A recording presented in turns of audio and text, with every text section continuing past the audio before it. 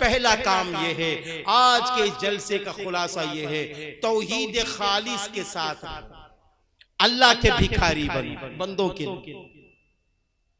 बंदों के लिए। नंबर 2, हर काम सुन्नत के मुताबिक करो। पानी पीना, खाना खाना, घर में रहना, सोना, जगना, उठना, बैठना, शादी करना, हर काम सुन्नत के मुताबिक करो।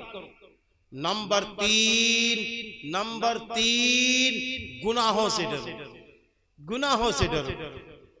किसी से न डरो, किसी से न डरो, गुनाहों से डरो, पाप से डरो, बेईमानी से डरो, सूद रिश्वत लेने से डरो, अल्लाह की नाफरमानी से डरो। ये सब काम करने के हैं, अगर करते रहेंगे आगे बढ़ते रहेंगे। माओ बहनों से गुजारिश है कि अच्छी माओ, आप नमाज पढ़ती हैं, पाबंदी से नमाज पढ़ो, घरों में कुरान की तिलावत किया करो।